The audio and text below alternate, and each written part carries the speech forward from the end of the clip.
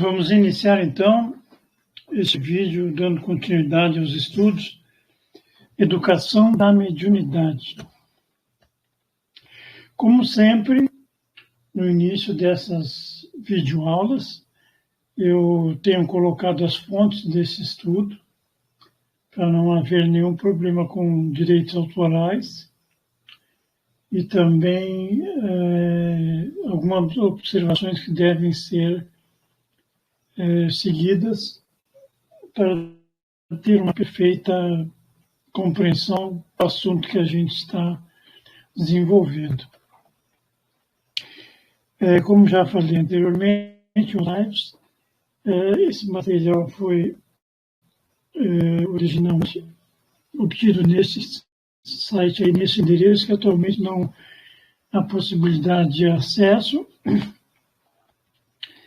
E também alguma coisa nós extraímos de um material fornecido pelo Grupo Espíritos Obreiros da Nova Era lá de Lages. Material esse foi nos fornecido por Dona Neuza Palestura, há muitos anos atrás. E também tiramos algumas imagens do Google. Tá? A relação dos assuntos que nós vamos desenvolver são esses aí. Nós estamos aí ali, como eu já falei também anteriormente, é um resumo. Por exemplo, o item 4 de sintonia, nós vamos dar continuidade agora nessa videoaula, ainda dentro do aspecto da sintonia e desenvolvimento da mediunidade. Tá? E assim nós vamos seguindo. Alguns itens aí mencionados têm mais de uma videoaula. Mas aí, então, é um resumo. E as observações que nós fazemos sempre antes de iniciar. Primeiro, esse material foi originalmente direcionado para um estudo apométrico, mediunidade e apometria.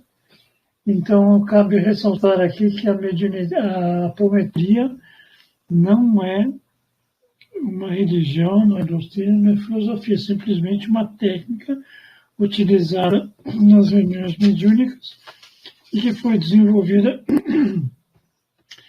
pelo Dr. Lacerda lá em Porto Alegre. Tá?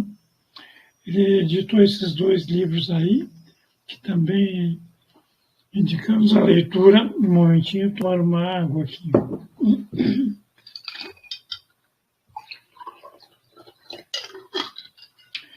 Esses 2 livros são bem didáticos, o segundo ali, Energia e Espírito, com vários casos atendidos e com as técnicas empregadas.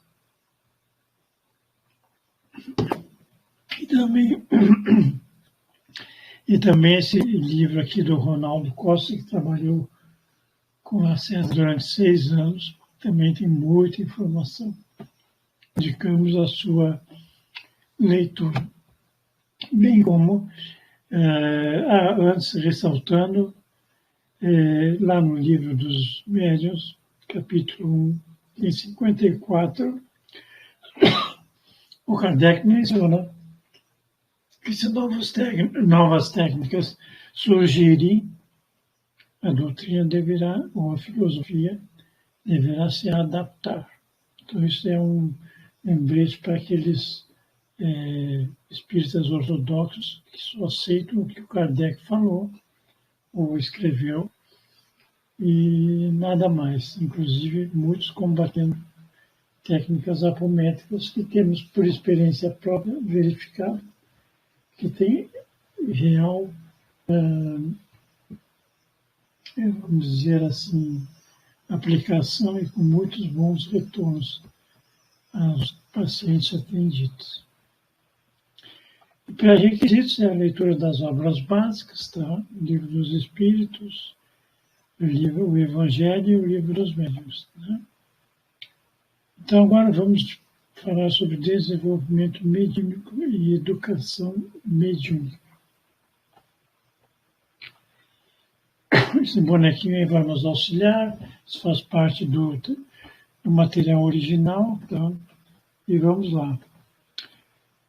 Bom, inicialmente, do ponto de vista espírita, mediunidade não é apenas sentar-se numa mesa mediúnica e passar comunicações.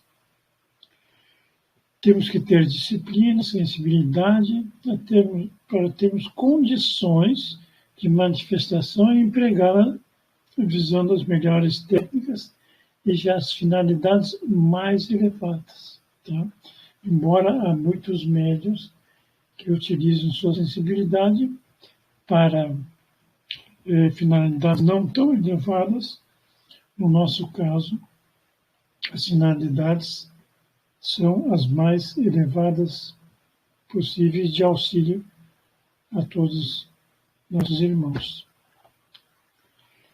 Sem o preparo correto do exercício da mediunidade, o médium poderá fazer mau uso da sua faculdade, provocar situações difíceis, desagradáveis para si mesmo e para os que o cercam. Isso é muito comum quando as pessoas são ignorantes no sentido de não conhecer o que está acontecendo, não tendo estudado. Há uma série de sensibilidades que a pessoa realmente fica perdida e, às vezes, até tumultua todo o círculo familiar, etc., né? Como foi o caso que a gente já tem visto. Então, o estudo é um fator fundamental, conhecer a doutrina espírita, tá? Para compreender o que está acontecendo, como é que funciona o universo, como é que são as leis de causa e efeito, lei de retorno, né? Evolução, etc. Tudo isso, todo esse material, todos esses tópicos podem ser encontrados no estudo da doutrina e vai auxiliar em muito a educação da mediunidade. Atenção especial deve ser dada à compreensão do intercâmbio mediúnico entre os dois planos, astral e físico, ação do pensamento sobre os fluidos, natureza e situação dos espíritos na outra dimensão, perispírito, propriedades na comunicação mediúnica, etc, etc, etc. Tá? Bastante material a ser estudado para desenvolver a mediunidade de uma maneira que possa auxiliar com harmonia aos demais irmãos. Técnica. Exercício prático à luz do conhecimento espírita para que o médium saiba distinguir os tipos de espíritos pelos seus fluidos, saber como concentrar e desconcentrar, entender o que é desdobramento, controlar-se nas manifestações, analisar o resultado delas.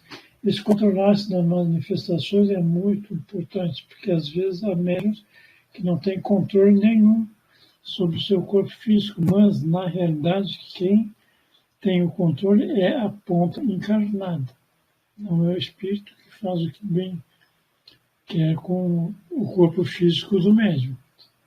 Então isso vai ser através do desenvolvimento e educação do mediúnico, do médium, que vai possibilitar esse controle maior. Abusos no exercício da mediunidade.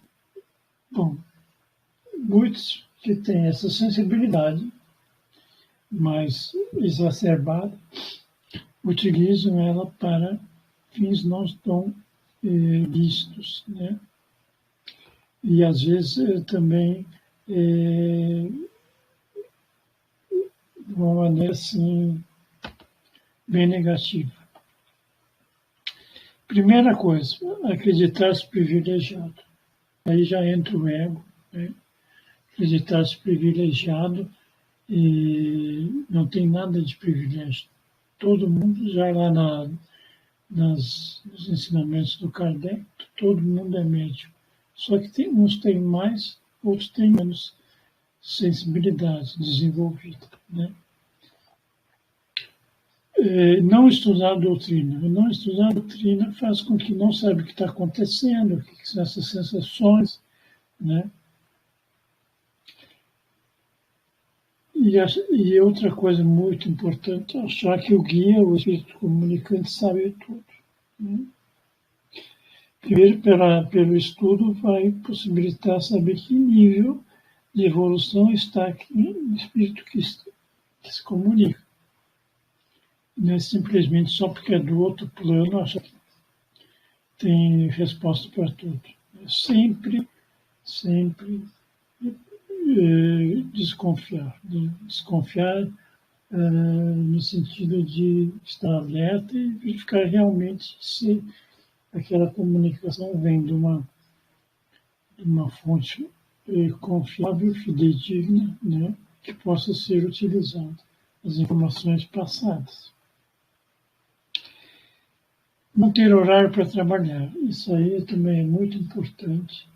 A gente costuma dizer, o médium entra na sessão mediúnica, vamos dizer, liga, entre aspas, a mediunidade sai da sessão e desliga. Tá? Tem que ter horário e local também, muito importante, onde pode utilizar essa sensibilidade. Também não deve ser cobrado nada, monetário ou moralmente, né, pelos bens que eventualmente possa obter através da faculdade. Eu fiz isso, então mereço aquilo. Não. Tem que ser um trabalho, como se diz assim, fraternal, voluntário, sem fins lucrativos. Preparo e cuidado dos médiuns nos dias de trabalho. Primeiro, ao despertar, cultivar uma atitude mental digna desde cedo. Alimentação, não deve alimentar-se em demasia nem ficar sem alimentação. Evitar ingerir carne vermelha e não ingerir bebidas alcoólicas e drogas. Repouso físico e mental também é bem adequado. Continuando, prece e meditação. Supressão de impedimentos de última hora que naturalmente pode ocorrer. Isso aí é muito comum, porque diversas vezes nós somos tentados, acontecem imprevistos, e muitas vezes são situações provocadas apenas para evitar que nós nos dirijamos para o trabalho mediúnico. Interferência do outro lado, tentando atrapalhar, né, desviar.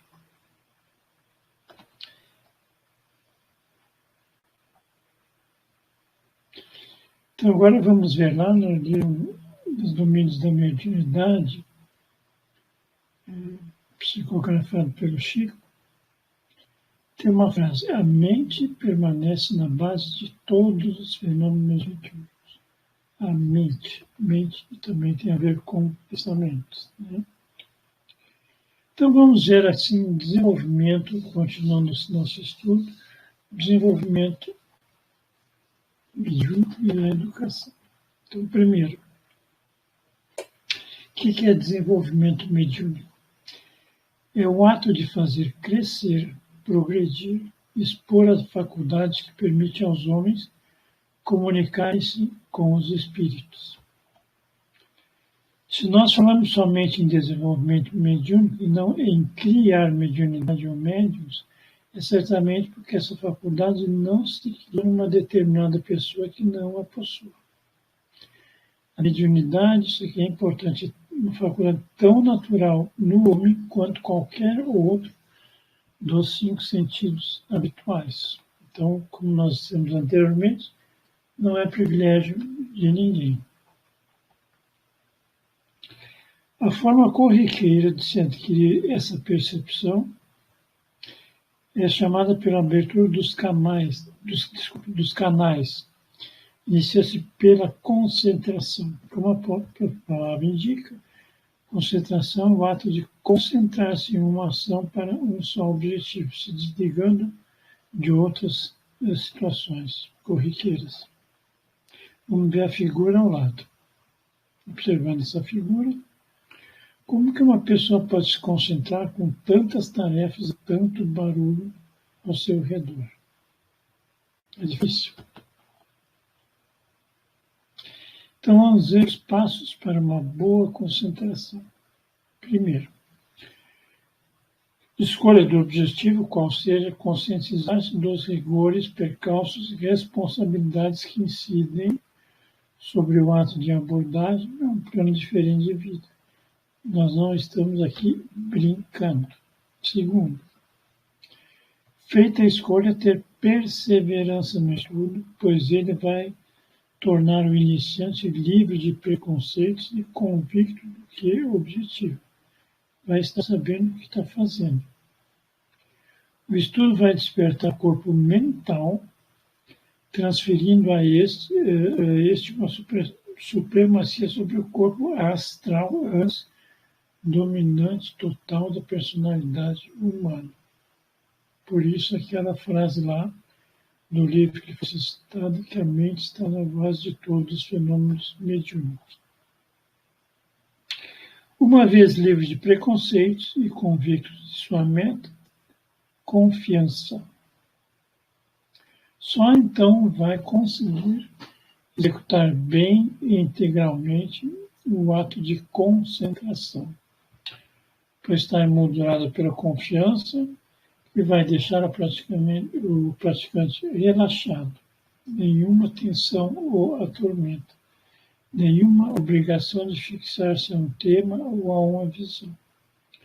Ao contrário, descansado e relaxado, perceberá iniciar um fluxo ascendente de seus pensamentos, buscando fixar o contato extrafísico e logo a seguir o fluxo descendente, entre aspas, e ascendente também, como se nós estivéssemos aqui uma dimensão mais baixa e o plano astral é uma dimensão maior. Então como diz o Chico Xavier, é uma via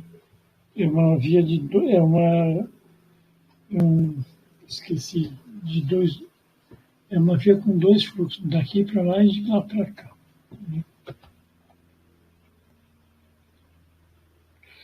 Em resumo, o que então é a concentração mediúnica? Confiança nos mentores, a confiança inicialmente em si, no que está fazendo. Depois a confiança nos mentores. Estando entre amigos, importantíssimo para todos os médicos, só lhe resta, portanto, relaxar e se entregar. Aí tem uma frase do Chico, lembrando a primeira vez que ele observou a presença do Emmanuel, em 1931. Lá se vai quase um século, né? O médium, ao se concentrar, relaxado, silencia as ações comuns da consciência relacionadas com o mundo físico e direciona sua atenção para o plano exterior, para outra dimensão. Geralmente usando uma maneira através de uma prece, sem, contudo, deixar-se prender por sua expressão de raciocínio. Com o tempo vai se sentindo solto para elaborar esse contato inicial. Aqui estamos dando todos os passos, conforme esse estudo que nós conseguimos, bem didático, vamos dizer assim, como desenvolver e educar a mediunidade. Aqui estamos falando da concentração inicial. Então, observe essa figura aí. O que vai acontecer? Seguindo esses passos anteriores, o médium vai conseguir fazer uma barreira entre todas as interferências externas, tá? Pelas duas linhas vermelhas verticais ali, seriam as barreiras, e o médium fica concentrado nos propósitos do trabalho, né?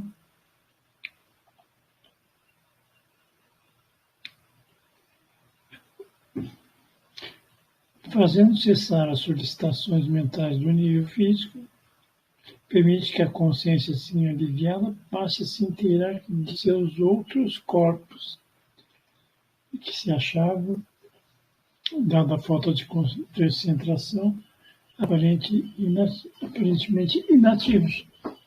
Está falando aqui do corpo mental, corpo astral, né? Além do corpo físico. Esses aí serão assuntos, aliás, já foram assuntos. Agora não estou lembrando se a gente já viu esse material ou não, mas se nós não vimos, veremos os corpos espirituais. Desdobramento, etc. Material incluído nesta série de estudos. Com o ato contínuo dessa expansão, devido à concentração, a consciência do médium terá um campo de ação no plano astral. Tá? Se desligou, entre aspas, assim, do plano físico, então tem acesso a percepções no plano astral. Uma vez pela concentração, estando naquele plano instalado, poderá identificar as sensações gerais daquele local. Isto é, todos os fluxos energéticos transferidos através dos chakras, quando os dois corpos estão acoplados, agora serão identificados. Esse transcurso não é o do fenômeno de desdobramento consciencial como ocorre nas viagens astrais ou na clarividência. É não somente o efeito de desligamento dos pensamentos com relação a essa dimensão 3D, possibilitando o acesso às situações do plano astral. Devido à consciência aliviada, né? Também relaxada, ocupa somente da interação momentânea com o plano astral. Essa interação proporciona a nível físico a identificação das sensações que, antes de conseguir dominar esse comportamento, tumultuava o equilíbrio pessoal. Aquilo que nós já falamos antes, quando a pessoa tinha a sensibilidade, tinha sensações, não sabia o que estava acontecendo, devido à falta de educação mediúnica. Vamos ver aqui um exemplo. Nosso bonequinho ali, desdobrado, o corpo perispírito, conectado pelo cordão de prata. Né? Então, aqui no momento que o médium está concentrado. Se solta e vai ao encontro dos interesses que ali o atraem.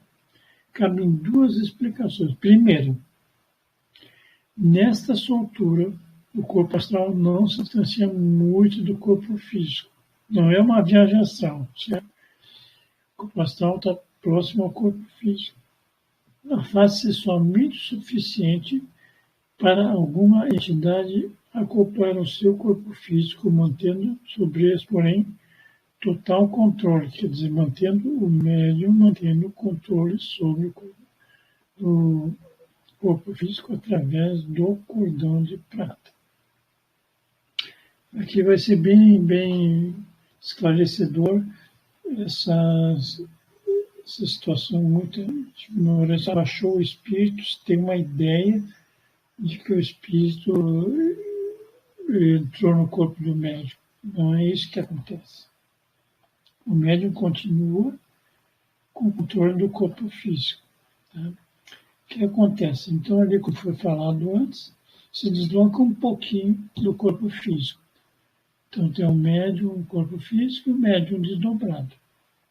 Tá?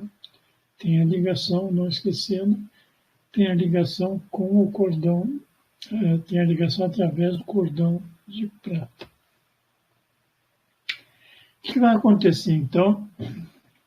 Havendo regular disciplina, e como o corpo físico é apenas mais um instrumento de consciência, da consciência, ao comando dela ou sob a influência de alguma entidade, o médium retransmitirá pela voz e gestos as impressões captadas naquele plano.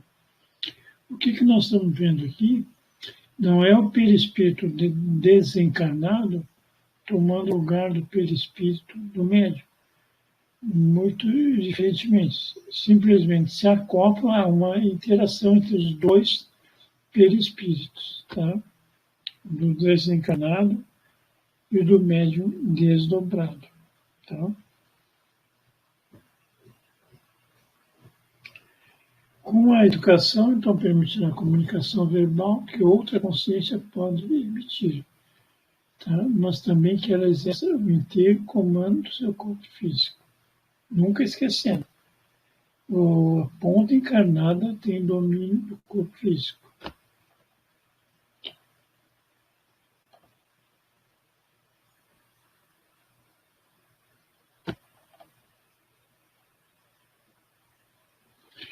À medida que vai evoluindo moralmente, o médium vai ter acesso a outros níveis mais elevados. Tá?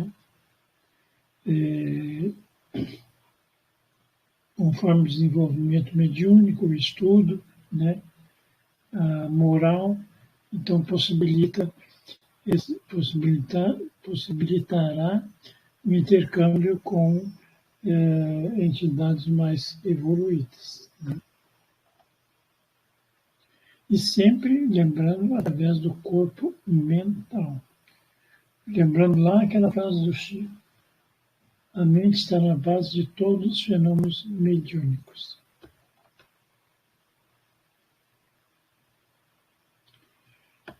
Continuando.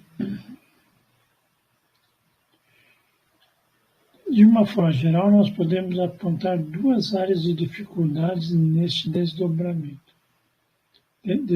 dos acontecimentos. Tá?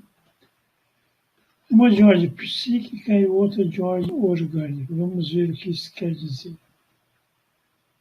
Como a mediunidade é a ruptura de fronteira que separa as duas dimensões, a física e a espiritual, naturalmente o médium irá se ressentir da ação dessas duas forças que interagem sobre si. Quais são essas duas forças? As suas e as do comunicante. Vai tirando dúvidas acerca das informações e das sensações recebidas e também sentidos. É uma pergunta muito comum: será que isso é meu? Será que isso é da minha cabeça? Eu normalmente até brinco e digo: não, é lógico que é da sua cabeça, não é da minha, está vindo por você. Mas a pergunta aqui é se é da pessoa encarnada ou se é uma comunicação do desencarnado. Muito comum essa pergunta, não sei se é da minha cabeça. Isso aí é muito comum no início, quando falta a confiança, né? E também o estudo. Né? Porque com o estudo, desenvolvimento do estudo, vai poder identificar de onde provém a fonte do que está sentindo. Dificuldade psíquica é a de aprender e coordenar os fluxos mentais que lhe chegam. Essa operação, que com o tempo e o treino se torna automática, se processa em 4 atos. Quais sejam? Tem que coordenar os fluxos, distinguir o que é meu e o que não é, separá-los e usá-los. Obviamente, no início, como ensina Leon Denis no texto citado abaixo, não é tão fácil vivenciar usando essas duas forças. Lá no livro do Leon Denis, página 62, no livro No Invisível. A boa mediunidade se forma lentamente, no estudo calmo, silencioso, recolhido, longe dos prazeres mundanos e do tumulto das paixões. Depois de um período de preparação e expectativa, o médium colhe o fruto de seus perseverantes esforços. Recebe dos espíritos elevados a consagração de suas faculdades. Vamos citar lá outro trecho do livro Nos Domínios da Mediunidade, psicografado pelo Chico, extraindo lá do livro. Um dos parágrafos: não será, porém, tão fácil estabelecer a diferença entre a criação mental que nos pertence daquela que se nos incorpora à cabeça. É uma pergunta feita lá no diálogo da história desenvolvida no livro. Qualquer pessoa que saiba manejar a própria atenção observará a mudança. Basta que nos afeiçoemos aos exercícios da meditação, ao estudo edificante e ao hábito de discernir para compreendermos de onde vêm essas informações. Tá? Se nós conseguirmos identificar as correntes espirituais que passam a assimilar.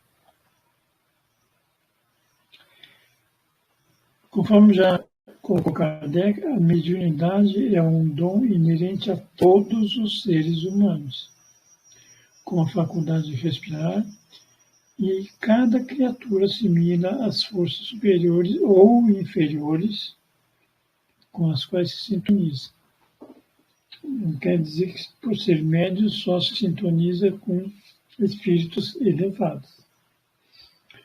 Por isso mesmo, o Divino Mestre recomendou-nos orar e vigiar, para não cairmos nas sugestões do mal, porque a tentação é o fio de força vivos a irradiar-se de nós, captando os elementos que lhe são semelhantes e tecendo assim, ao redor da nossa alma, espessa rede de impulso, por vezes irresistíveis. No plano espiritual, antes de encarnarmos, nós fazemos um projeto reencarnatório junto com o nosso mentor, e eu disse, não, vamos resolver isso, aquilo, vai colocando coisa aí que nós vamos resolver. Quando chegamos aqui na 3D, a gente verifica que a coisa não é tão fácil assim. Né? Muitas tentações. Continuando no mesmo livro, a dúvida durante o processo da incorporação. No parágrafo, consciente a médium, qual se encontra e ouvindo as frases do comunicante que lhe utiliza a boca assim vigiado por ela, é possível que seja assaltada por grandes dúvidas.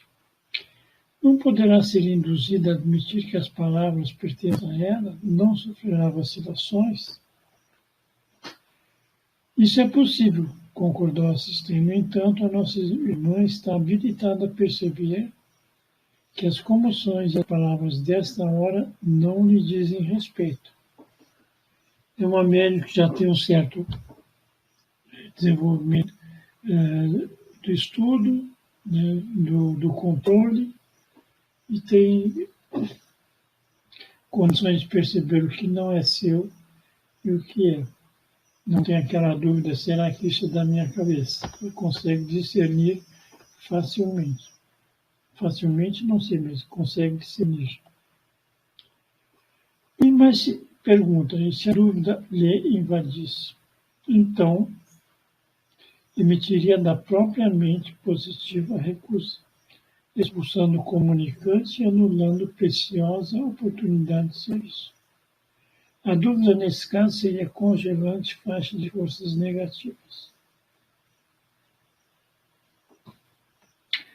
Às vezes, então, pela dúvida, perde-se a oportunidade de receber alguma comunicação de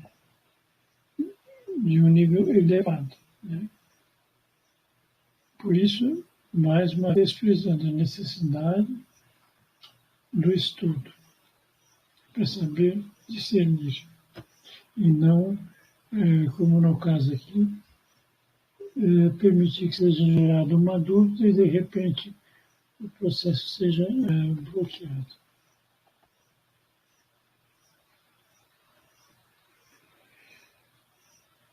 Na figura abaixo, então, temos o médium envolvido pelas ondas mentais. Como todos nós estamos envolvidos por milhares de ondas, todos os tipos, né? De um lado, azul, a entidade equilibrada emitindo as ondas finas e agradáveis. Do outro lado, em desajuste, uma entidade produzindo ondas pesadas e sufocantes. Distinguir as duas ondas que chegam, aceitando uma e repelindo a outra, é a dificuldade que todo médium iniciante tem. Aliás, não só os iniciantes, mas também aqueles que nunca receberam orientação a respeito ou que, tendo recebido, não as aceitaram. Dificuldade orgânica é a de aprender a suportar as emoções do comunicante quando este é portador de algum tipo de desarranjo. Na fase inicial, em alguns casos, chega a ser dramático.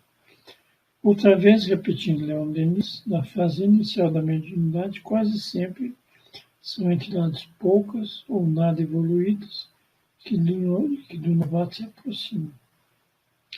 Como suas emanações são de fluidos pesados e deletérios, até causam mal-estar ao médium.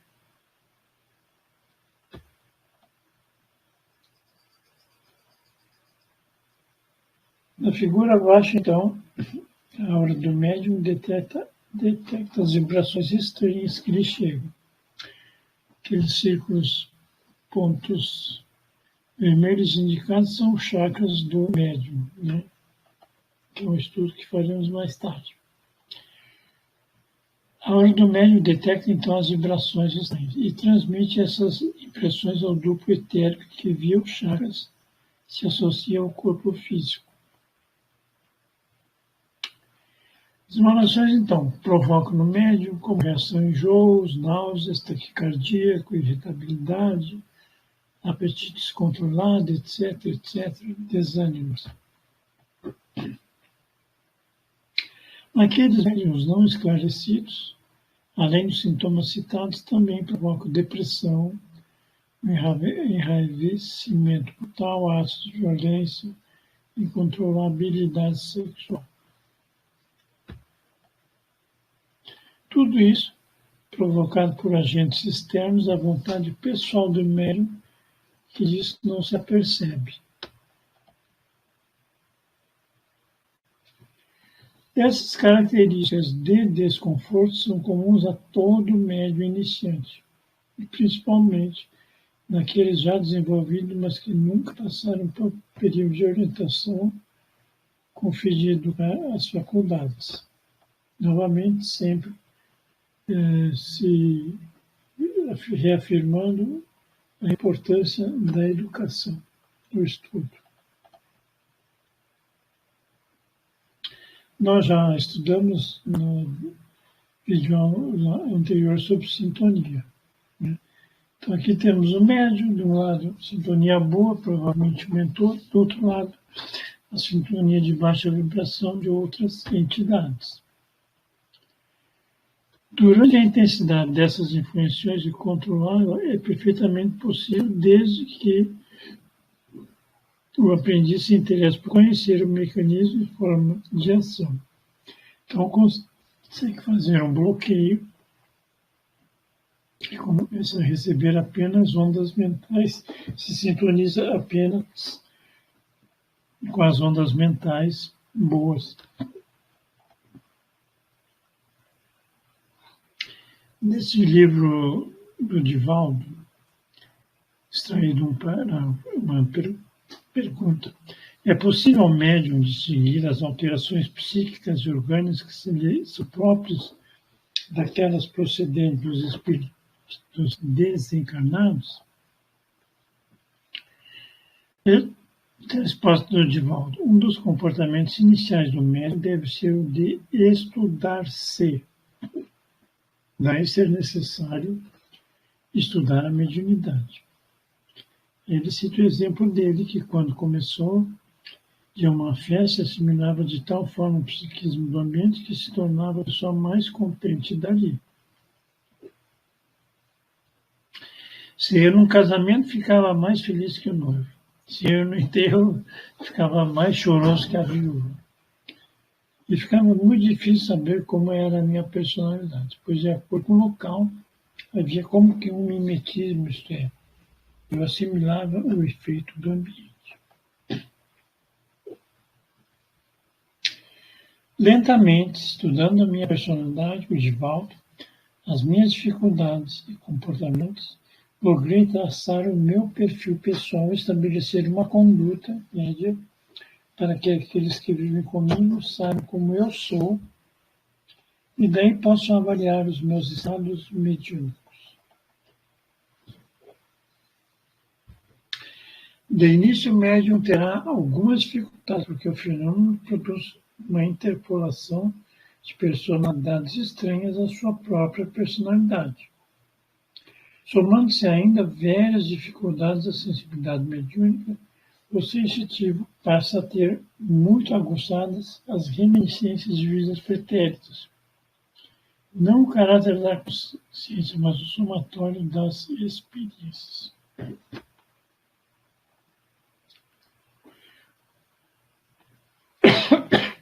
Desculpa.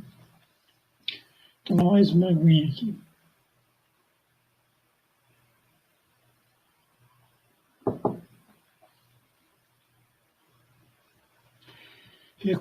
O Divaldo continuando.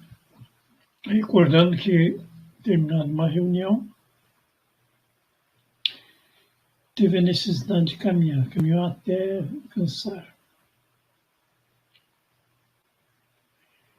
Naquele período claro e escuro da mediunidade, sem saber exatamente como encontrar a paz, os espíritos me receitaram o trabalho físico para que, cansado, fosse obrigado ao repouso físico, porque tinha dificuldade de dormir. A vida física era muito ativa e mesmo quando o corpo caía no colapso, a mente continuava excitada. E eu me levantava no dia seguinte pior do que me deitava. Então, às vezes, eu preferia não deitar. Com o tempo, fui formando meu perfil de comportamento, de personalidade, aprendendo a assumir a responsabilidade dos insucessos e a transferir para os mentores os resultados das ações positivas, que são sempre de Deus, enquanto os erros são sempre nossos.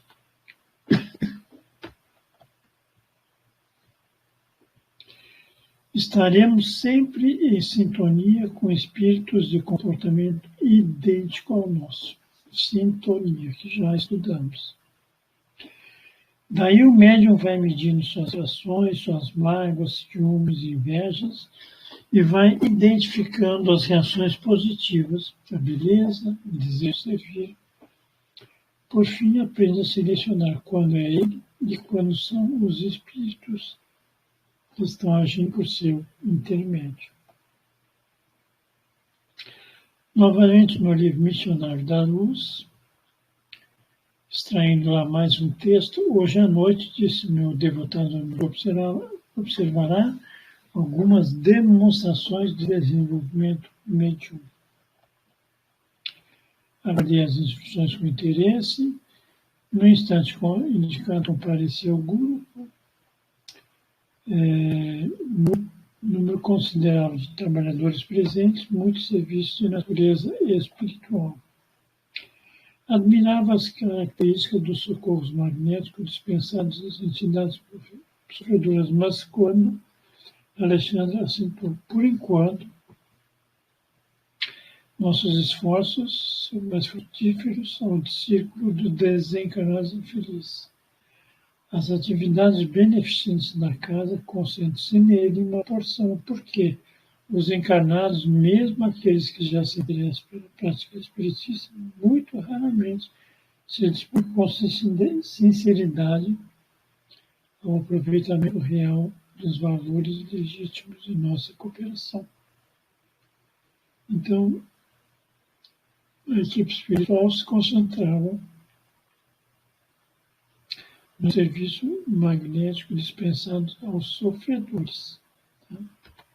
E não a canalização.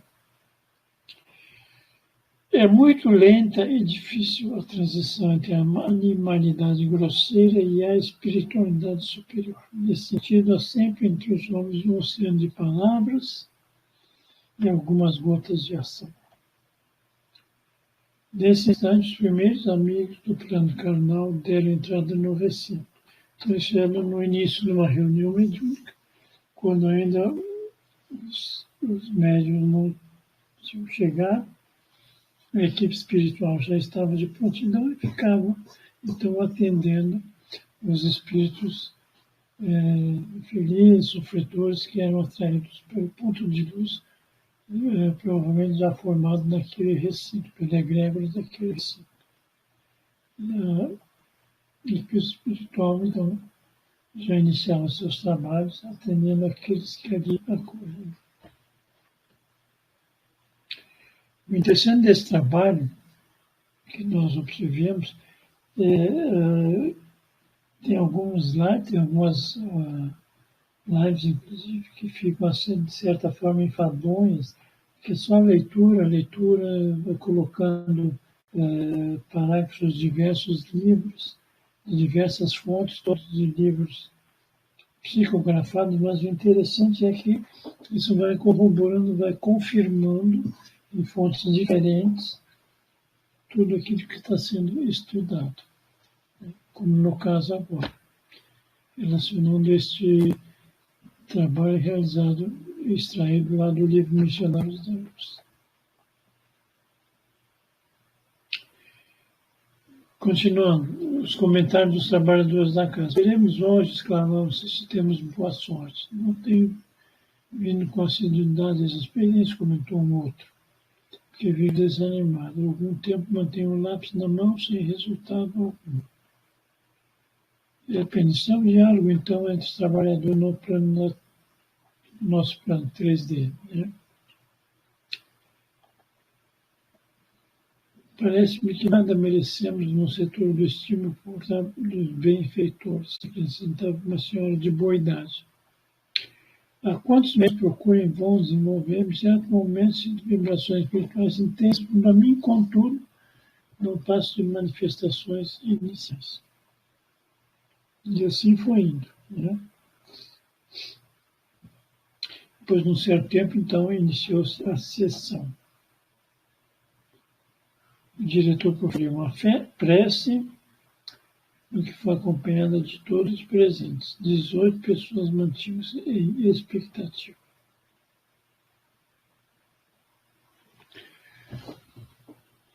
Alguns, explicou Alexandre, pretendem a psicografia, outros tentam a incorporação. Infelizmente, quase todos confundem poderes psíquicos com funções fisiológicas. Acredito no mecanismo absoluto da realização e esperam o progresso eventual e problemático, esquecido de que toda edificação da alma requer disciplina, educação, esforço e perseverança. Mediunidade construtiva, continua, é língua de fogo do Espírito Santo, luz divina, para a qual é preciso conservar o pavio do amor cristão e o azeite da boa vontade pura, sem a preparação necessária. A excursão dos que provocam o ingresso no reino invisível é quase sempre uma viagem nos círculos de sombra. Alcançam grandes sensações e esbarram nas perplexidades dolorosas. Fazem descobertas surpreendentes e acabam nas ansiedades e dúvidas sem fim. Ninguém pode extrair a lei impunemente. Para subir espírito algum dispensará o esforço de si mesmo no aprimoramento íntimo. A tal da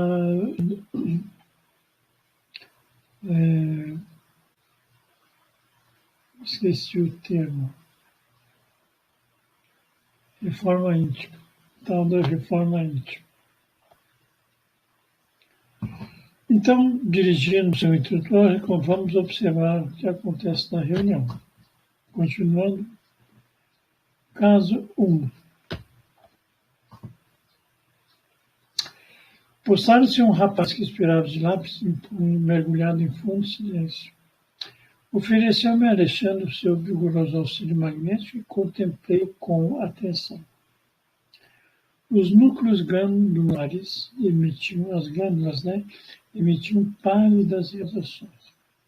A epífise, principalmente, semelhava ser reduzida semente a algo luminosa, a pineal.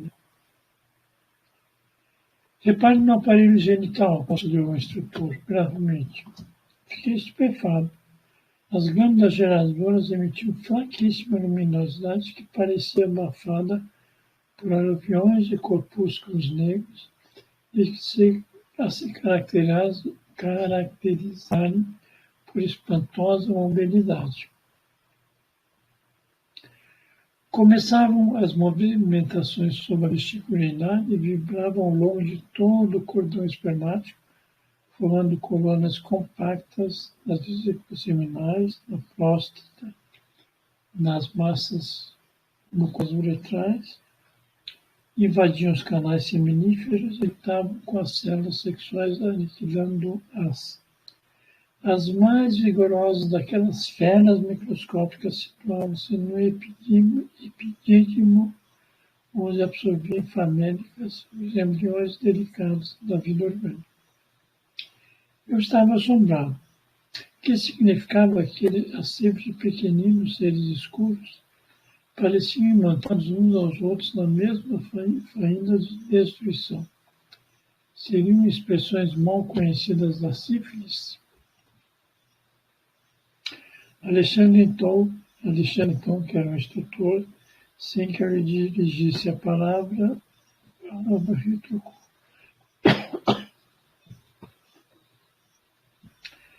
Não, André, não temos aqui sob os olhos qualquer forma de análise material por bacteriologistas humanos. São passivos psíquicos das torturas sexuais produzidas pela sede febril de prazeres inferiores.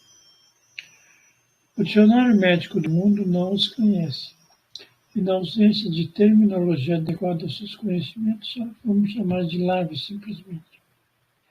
Tem sido cultivado por esse companheiro não só pela continência no domínio das emoções próprias, através de experiências sexuais variadas, senão também pela contato, com entidades grosseiras que se afinam com as predileções dele, entidades que eu visito com frequência, à maneira de imperceptíveis vampiros. O pobrezinho ainda não pôde compreender que o corpo físico é apenas leve sombra do corpo espiritual. Não se capacitou de que a prudência em matéria de sexo e equilíbrio da vida, e recebendo as nossas advertências sobre a temperança, acredita ouvir remotas lições de aspecto dogmático exclusivo no exame da fé religiosa. A pretexto de aceitar o império da razão pura, na esfera da lógica, admite que o sexo nada tem a ver com a espiritualidade, como se essa não fosse a existência em si. Esquece de que tudo é espírito, manifestação divina e energia eterna. O erro do nosso amigo e de todos os religiosos que supõem a alma separada do corpo físico, quando todas as manifestações se derivam da influenciação espiritual. Outro caso, na mesma reunião, observando lá um cavaleiro maduro, observe esse amigo, disse-me. Não sente um odor característico? Evidentemente, em redor daquele rosto pálido, assinalava-se a existência de atmosfera menos agradável. Daí emanavam certos vapores, muito leves, mas incessantes. Via-se-lhe a dificuldade para sustentar o pensamento relativo à calma. Não tive qualquer dúvida, deveria usar alcoólicos em quantidade regular. Vai-me do ensejo para notar as singularidades orgânicas.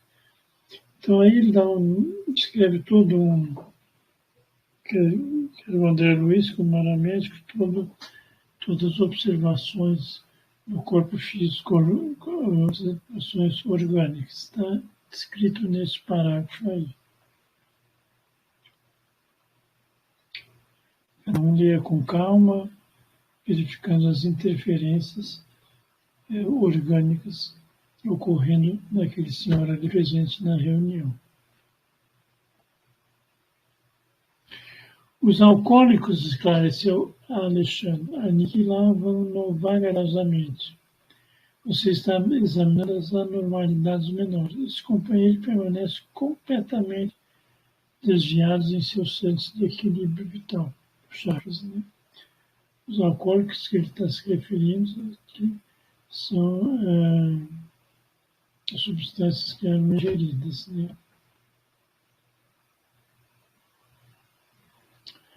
Continuando explicando, todo o sistema endócrino vai atingido por aquela toxina tóxica, né? Então, dificilmente o médium, aquele seu presidente da reunião, conseguia se sintonizar com planos superiores. Aqui continuam as explicações, tá? Do ponto de vista orgânico, eu dou um tempo assim para ler com calma, ou também pode dar um pause, né? Para poder ler com atenção todo esse parágrafo aí.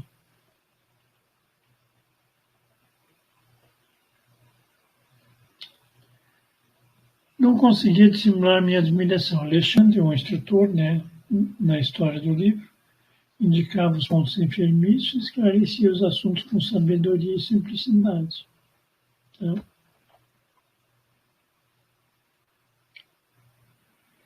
Outro caso, você colocou, observa aquela idosa lá. Reparem nessa nossa irmã. É candidata ao desenvolvimento da mediunidade de incorporação. Fraquíssima luz emanava da sua organização mental e, desde o primeiro instante, mostrava-lhe as deformações físicas. O estômago dilatara-se horrivelmente, os intestinos pareciam sofrer estranhas alterações, o fígado aumentado, desde o duodeno, etc., notavam as anomalias de luto no corpo físico daquela senhora. Então, aí observando em função do que ela ingeria, né? Também me dá um tempo, leio com calma, né? A interferência, a influência, melhor dizendo, da alimentação, qualidade da alimentação ingerida.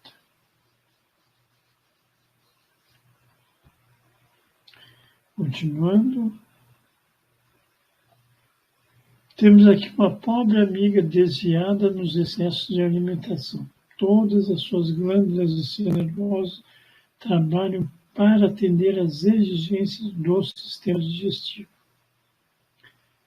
Descuidada de si mesma, caiu na glutonaria crassa, tornando-se presa de seres de baixa condição.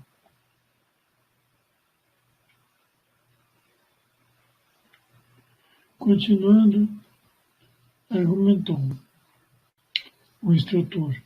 Perante esses quadros, podemos avaliar a extensão das necessidades educativas na esfera da crosta. A mente encarnada engalanou-se com os valores intelectuais e fez o culto da razão pura, esquecendo-se de que a razão humana precisa de luz divina. O homem comum percebe muito pouco e sente muito menos.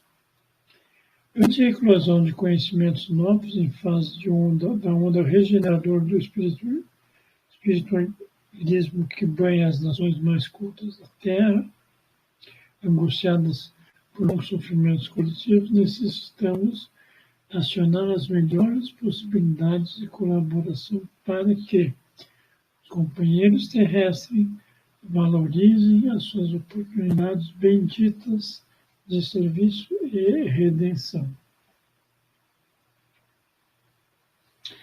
Compreendi que Alexandre se referia veladamente ao grande movimento espiritista em virtude de nos encontrarmos nas tarefas de uma casa doutrinária, e não me enganava porque o bondoso mentor ainda continuou. O espiritismo cristão é a revivência do Evangelho de Jesus Cristo, e a mediunidade constitui um de seus fundamentos vivos. A mediunidade, porém, não é exclusiva dos chamados médiuns. Todas as criaturas a possuem, porquanto significa percepção espiritual que deve ser incentivada em nós mesmos. Não bastará, entretanto, perceber, é imprescindível santificar esta faculdade, convertendo-a no ministério ativo do bem.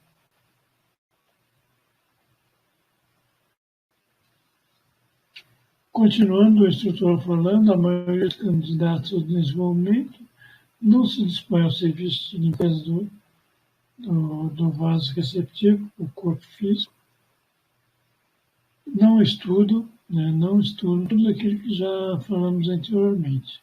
Tá? Mais um tempinho para lerem o parágrafo.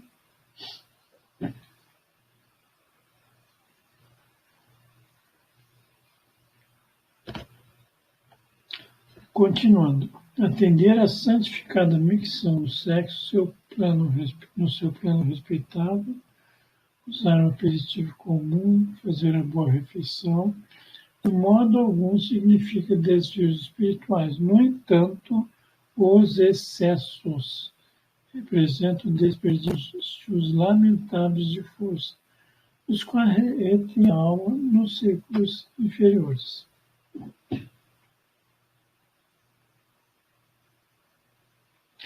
Não se pode cogitar de mediunidade construtiva sem o equilíbrio construtivo dos aprendizes da sublime ciência do bem viver.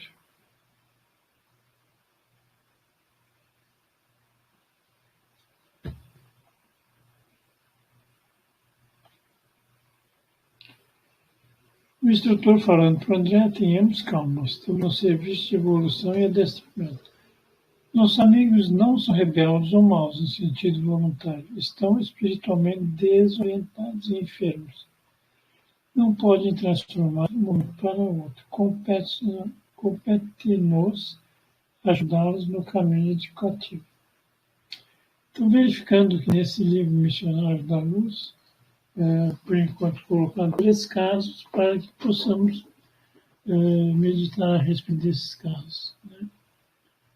Sobre nossos pensamentos, sobre nossa alimentação e quais são os efeitos no processo de desenvolvimento da nossa mediunidade.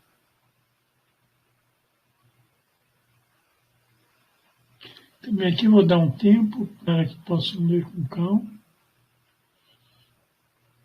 ou podem dar o pause.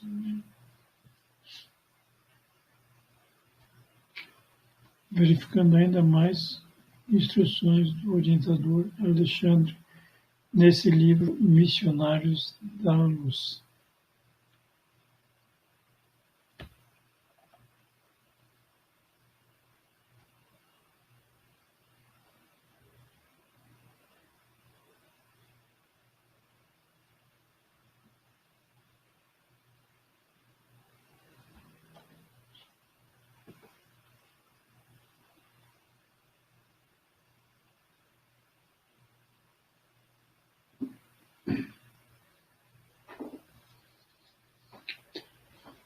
Que é importante ler a última frase dos amadores no plano espiritual, que o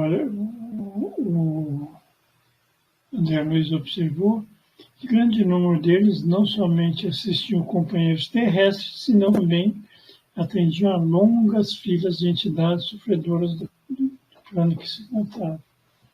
Então, na reunião mediúnica, aí a importância da disponibilidade da nossa energia anímica, né?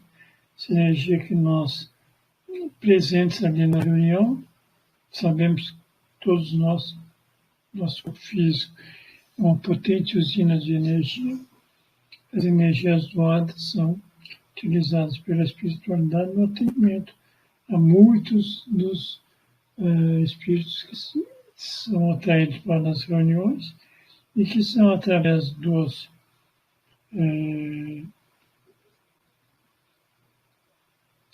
missionários de plantão, missionários ou agentes de plantão, enfermeiros de plantão, aproveitam as energias disponibilizadas para o atendimento e encaminhamento ao hospital no plano espiritual, aos espíritos que são atraídos e também por merecimento daquelas reuniões.